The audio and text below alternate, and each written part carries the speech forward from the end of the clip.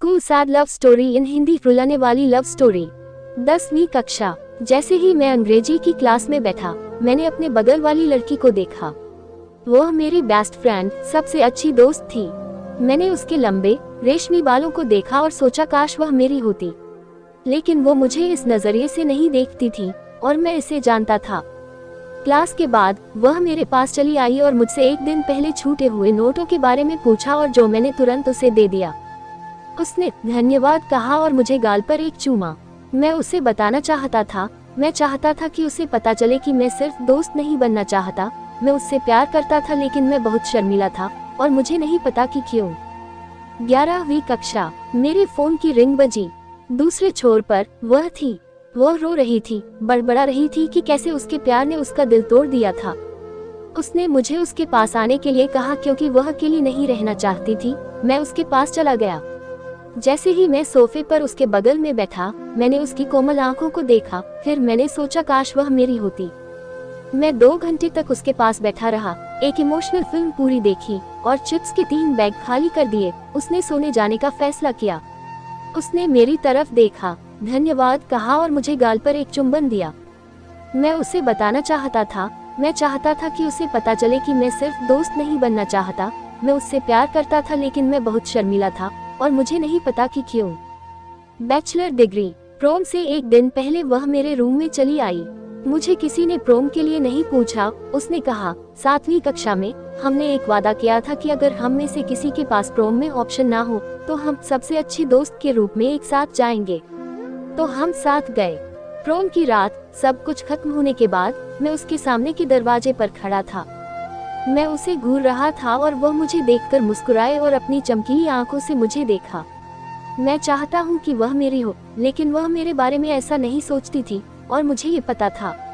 फिर उसने कहा, आज मैंने सबसे अच्छा समय बिताया, धन्यवाद, और मुझे गाल पर एक चुंबन दिया। मैं उसे बताना चाहता था, मैं चाहता था कि उसे पता चले कि मैं सिर्फ दोस्त नहीं बनना चाहता, मैं उससे प्यार करता था, लेकिन मैं बहुत शर्मीला था और मुझे नहीं पता कि क्यों।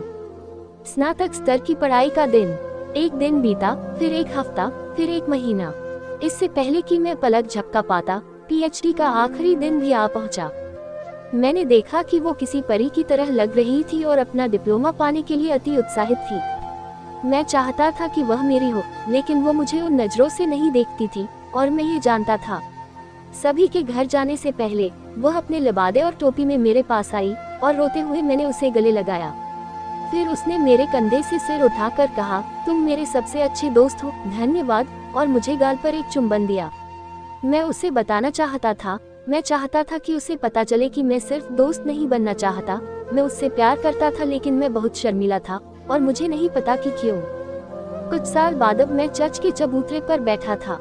वो लड़की अब शादी कर रही थी। मैंने उसे आई डू कहते हुए देखा और दूसरे आदमी से शादी करके अपने नए जीवन की शुरुआत करते भी। मैं चाहता था कि वह मेरी हो, लेकिन वो मुझे उन नजरों से नहीं देखती थी और मुझे ये पता था। लेकिन इससे पहले कि वह चली जाती, वह मेरे पास आई और कहा, तुम आए। उसने धन्यवाद कहा और मुझे गाल पर चूमा। मैं उसे बताना चाहता था, मैं चाहता था कि उसे पता चले कि मैं सिर्फ दोस्त नहीं बनना चाहता, मैं उससे प्यार करता था, लेकिन मैं बहुत शर्मीला था और मुझे नहीं पता कि क्यों। मैयत वर्षों बीत गए। मैंने एक लड़की के ताबूत की ओर देखा जो मेरी सबसे अच्छी दोस्त हुआ करती थी। मेरे हाथ एक डायरी लगी जो उसने अपने हाई स्कूल के वर्षों में लिखी थी। डायरी में लिखा था, मैं उसे जब जब देखती हूँ तब तब ये सोचती हूँ काश वह मेरा होता, लेकिन वह मुझे उन नजरों से नहीं देखता और मैं ये जानती हूँ। मैं उसे बताना चाहती हूँ कि उसे पता चले कि मैं सिर्फ दोस्त नहीं बनना चाहती, मैं उससे प्यार करती हूँ, लेकिन मैं बहुत शर्मीली हूँ और मुझे नहीं पता कि क्यों। काश वह मुझसे कहता कि वह मुझसे प्यार करता है। लड़का, काश मैंने उसे एक बार बता दिया होता। मैंने अपने मन में सोचा और मैं रो पड़ा। वो मेरी बेस्ट फ्रेंड थी और मैं चाहता था कि वो मेरी हो और वो भी चाहती थी। मैं उससे प्यार करता हूँ और वो भी, लेकिन हम दोनों ही शर्मीले थे, पता नहीं क्यों।